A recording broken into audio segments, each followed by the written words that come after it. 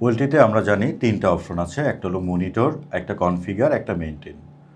তো ওয়েলটি সম্পর্কিত তথ্য জানতে আমরা মনিটর অপশন থেকে ডিভাইস ইনফরমেশন এখানে যখন যাব তখন জানতে পারবো ওয়েলটির model, hardware version, software version, MAC address, product serial number, system start up time, সে কতদিন ধরে আপ আছে সেটা, ওয়েব পেজ টাইম আউট মানে হলো সে কতক্ষণ পরে অটোমেটিক লগ আউট হয়ে যাবে, তারপরে সিস্টেম ক্লক ওয়েলটিতে এখন সময় কয়টা বাজে, তারপর তারিখ কত সেটা জানা যাবে, তারপরে হলো টেম্পারেচার, সিস্টেম বোর্ড মানে মাদারবোর্ডের টেম্পারেচার কত বা সিপিইউর টেম্পারেচার কত যেটা বলে সেটা জানা যাবে এই বোর্ড টেম্পারেচারের মাধ্যমে।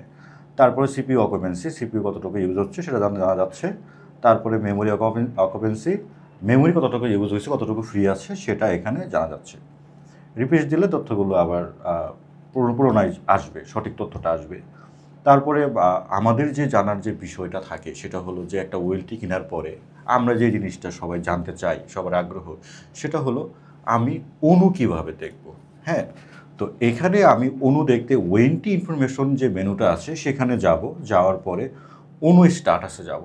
তো অনু স্ট্যাটাসে প্রথমে থাকবে অল পোর্ট, সকলগুলো পোর্ট এখানে অ্যানেবেল থাকবে।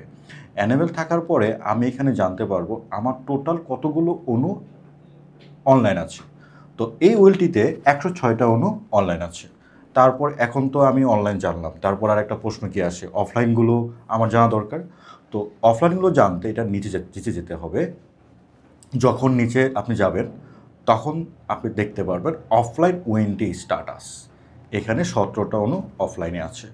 তো অফলাইন কেন আছে সেটা এখানে দি রেজিস্টার রিজনে বলা আছে যে power of loss power of, basically সবই এগুলো পাওয়ার অফ কারেন্ট চলে যাওয়ার জন্যই গেছে। তো পাওয়ার অফ যখন আসে সে ম্যানুয়ালি পাওয়ারটা বন্ধ করছে, এই জন্য পাওয়ার অফ। আর লস যেগুলো আসে এটা কারেন্ট চলে গেছে, এই জন্য লস চলে আসছে। তারপর সে কতক্ষণ সে আপ ছিল সেটা, এই তথ্যটা এখানে দেওয়া আছে। মেম্বার স্টেট অ্যাক্টিভ মানে সে এখনও আমার এই ওয়েলটির মেম্বার হিসাবে অ্যাক্টিভ আছে, ডি রেজিস্টারটা হয় নাই। তো এই ওয়েলটির আরেকটা ফিচার হলো, ধরেন আপনার একটা পনে, একটা ইপন ওয়েলটি আপনি নিয়ে কিনছেন, একটা পনে কতগুলো অনু সাপোর্ট করে, নর্মালি 64টা। তো 64টা অনু হওয়ার পরে যখন 65 নাম্বার অনু কানেক্ট হবে তখন কি হবে, আপনাকে এসে ম্যাক মুছতে হবে না, অটো ডি রেজিস্টার ওয়েলটি করে দেবে। তো আপনি অনু যতগুলি লাগান না কেন 64র পর থেকে যেটা অফলাইন পাবে সেটাকে সে অটো ডি রেজিস্টার করে দেবে। তো ম্যাক ডিলিট করার কোনো ঝামেলা এই ওয়েলটির ভিতরে নাই।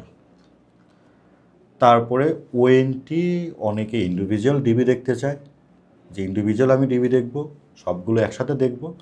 তো এই ওয়েলটিতে এই ওয়েন্টি ইনফরমেশনের মধ্যে ওয়েন্টি অপটিক্যাল যে মেনুটা আছে এই মেনুর ভিতরে ওয়েন্টির অনুগুলোর ইন্ডিভিজুয়াল তথ্যগুলো পাওয়া যায়। এই ওয়েলটি কী করে, সবগুলো অনু একসাথে ডাটা কালেক্ট করে ডিসপ্লেতে দেখায়, এজন্য অনু অপটিক্যাল মেনুতে গেলে একটু টাইম নেয়। কারণ তো এখন আপনি দেখতে পাচ্ছেন সবগুলো অনুর ডাটা এখানে দেখা যাচ্ছে, RX, DX, laser bias, temperature, সকল তথ্যই এখানে আছে। এটাকে যদি আপনি ভাগ করতে চান সেক্ষেত্রে ওয়াল পোর্টস থেকে যে নাম্বারটা আপনি সিলেক্ট করবেন সেই নাম্বারটাই ভাগ হয়ে চলে আসবে। তো এই ওয়েলটিতে দেখা যাচ্ছে 24, 19, 26, 16, 24, 33, 33ও একটা অনু আপ হয়ে আছে, 30ও আপ হয়ে আছে।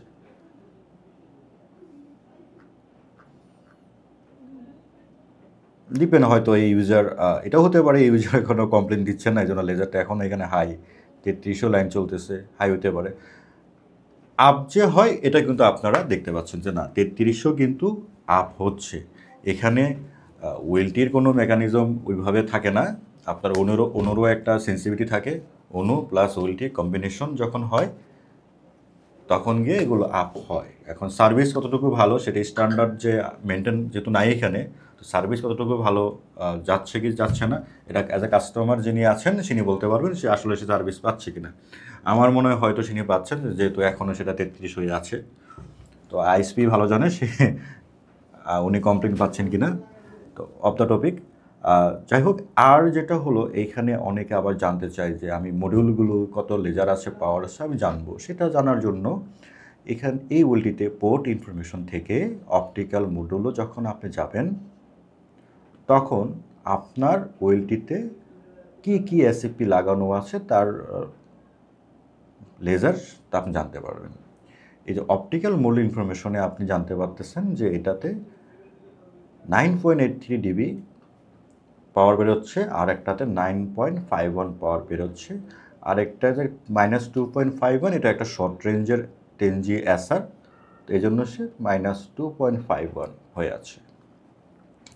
তো এই ইনফরমেশনের মধ্যে আপনি জানতে পাচ্ছেন সেটা জীবন C++-এর একটা পন মডিউল লাগানো আছে, এবং এটা ফোকাসকম ব্র্যান্ডেরই পন মডিউল ইউজ করা। শর্ট রেঞ্জের যে অ্যাসারটা উনি ব্যবহার করছেন সেটা সিসকোর এইচলিং উনি ব্যবহার করেছেন। এরপরে আছে সার্ভিস ইনফরমেশন। সার্ভিস ইনফরমেশনের মধ্যে যতগুলো ম্যাক আছে, কানেক্টেড যে অণুগুলো আছে সেগুলোর ম্যাকগুলো এখানে দেখা যায়।